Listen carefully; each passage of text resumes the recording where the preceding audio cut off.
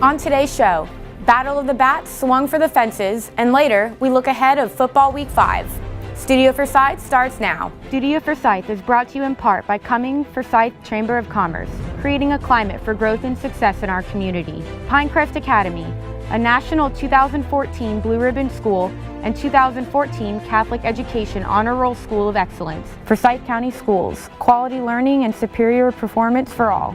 Georgia Highlands Medical Services, serving the medical needs of North Georgia since 1979. And NORTHSIDE Hospital Forsyth, committed to the health and wellness of our community. I consider the chamber as the voice of business. It's really designed to keep its hand on the pulse of the county. And I think it helps the community grow. They've always been there for me every time I needed help. The chamber is making sure that they're able to communicate. When I call, I get a response. But the biggest thing for me is the chamber really focuses on helping small businesses.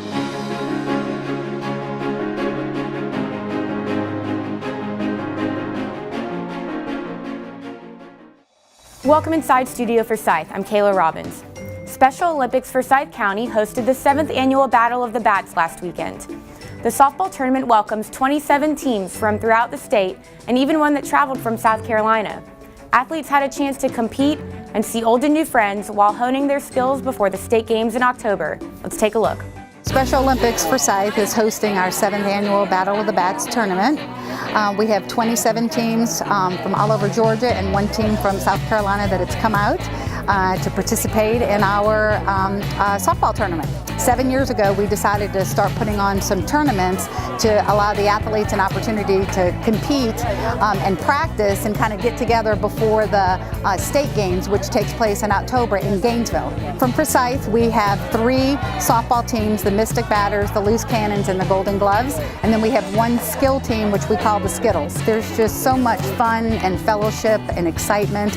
And yes, they all want to win, but to them, it's all about just competing and playing and doing their best and really, you know, kind of socializing and getting to see everybody, and then sharpening their skills and getting ready for the state games. Because like I said, I mean, they want to win for sure, but just the camaraderie that this event creates. So we have over 350 Special Olympic athletes that are here, plus their families, plus their volunteers. So we have got about 1,000 people, you know, give or take, here on these fields at Central Park. You know, they don't have an opportunity to compete in what I'm just going to say a typical environment. You know, we really try to strive and play in unified. So this allows them an opportunity to really participate in not only sports, but to compete just like typical athletes do. And what's really cool is we have a unified division, which does allow that.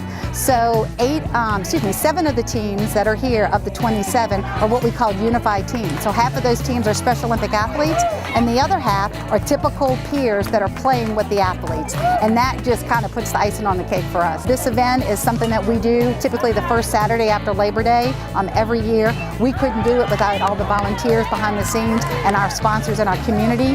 And we truly are I believe, one of the best agencies, and we've got one of the best participation of our community to support our program in the state. And it's something that we are very, very proud of. And we work very hard to make them proud.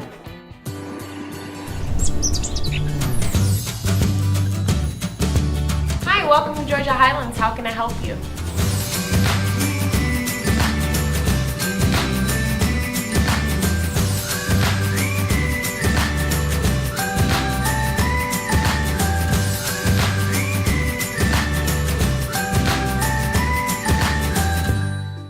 Welcome back. High schools are preparing for their 5th week of football, and Forsyth County is not lacking in any matchups. Sports editor Brian Paglia gives us a preview of the games to keep an eye on. Let's check it out. We're getting into the thick of the high school football season now and starting to get a clear picture of who is a contender and who isn't. And every big game just feels that much more important. The biggest game in Forsyth County this week will be between the Pines at Pinecrest Academy.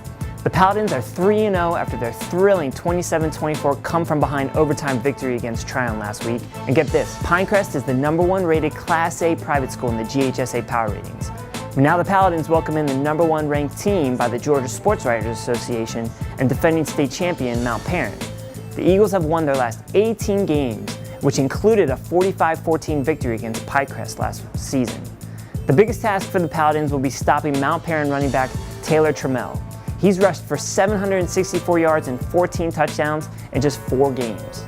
There's also a big County and Region 6-6A matchup Friday when North Forsyth travels to Lambert, and it's an important game for both teams, but for different reasons.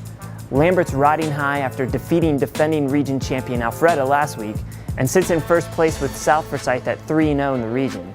A win would keep the Longhorns in contention for its first region championship in program history. Meanwhile, North is 1-2 after a disappointing loss to South in their Civil War rivalry last week, but the Raiders are still in good shape to contend for a playoff spot. They just can't fall too much further behind. They could really use a win Friday.